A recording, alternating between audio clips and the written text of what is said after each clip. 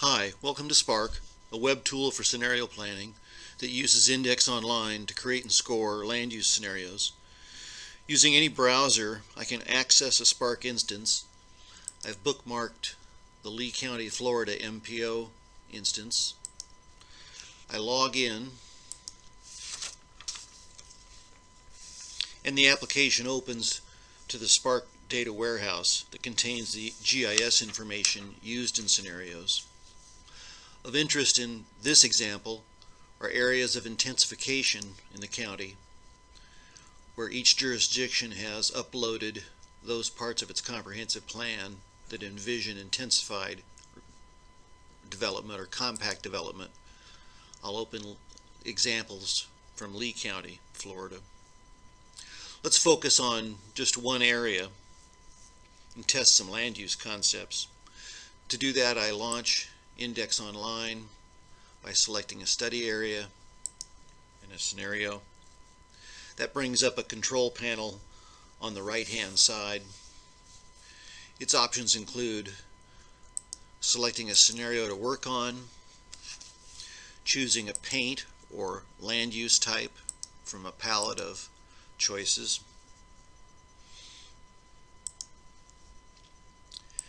a choice of geographies to apply the paints to, either polygons taken directly from the local plans, freehand drawing a custom polygon, or buffering lines and points.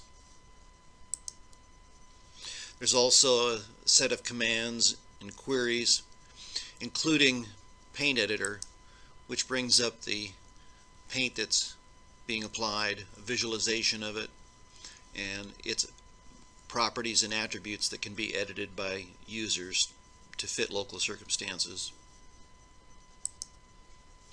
There's also a set of key indicators. Out of the tool's total 24 indicators, these are tracked as scenarios unfold, and in this example we'll focus on vehicle miles traveled, or VMT, expressed in miles per day per capita. Our base here is a little over 27 miles per day per capita. Let's create a quick intensification scenario for this Highway 41 corridor and its nearby neighborhoods. Now, to do that, Index offers 3 ways to paint. Let me turn on the county's plan areas for intensification. So we've got the highway corridor and then a couple of adjoining neighborhoods to the east. The first way to paint in a scenario is to simply directly paint the local government polygon. So I select the designation that I want to apply. In this case, let's do redevelopment corridor. And I select the local plan polygon, move my cursor over to the poly, click on it, and it copies that to the scenario canvas. When I refresh, we'll see that the canvas has picked up that redevelopment corridor designation.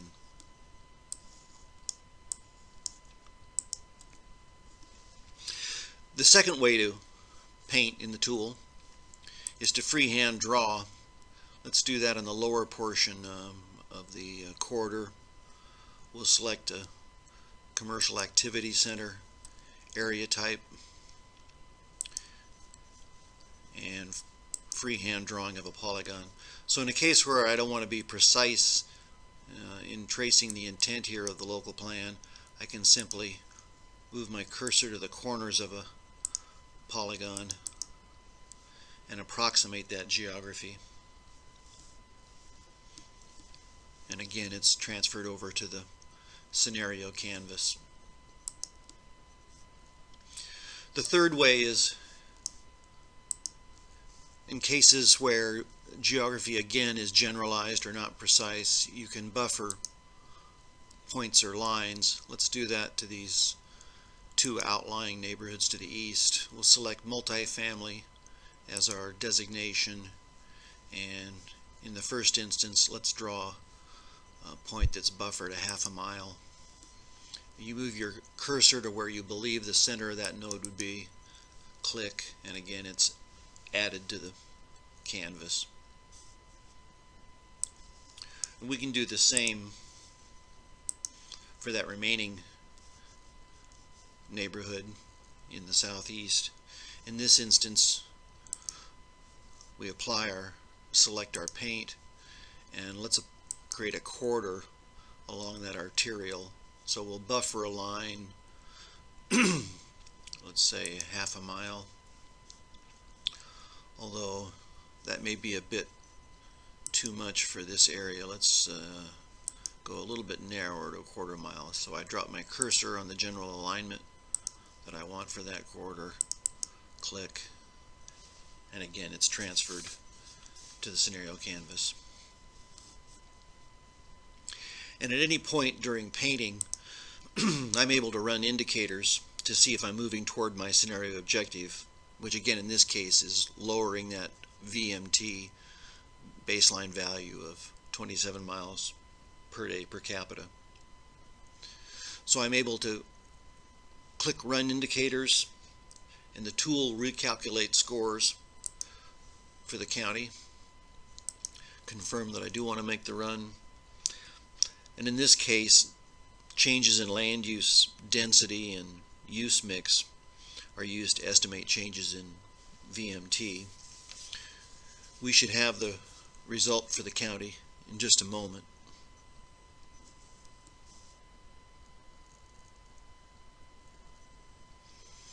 And there it is. We can see that the VMT is dropped to about 26 3/4, or about a 3% decline from just these initial changes in our scenario. So the tool has confirmed that we're headed in the right direction, and we can move on to other areas in the region to complete our scenario.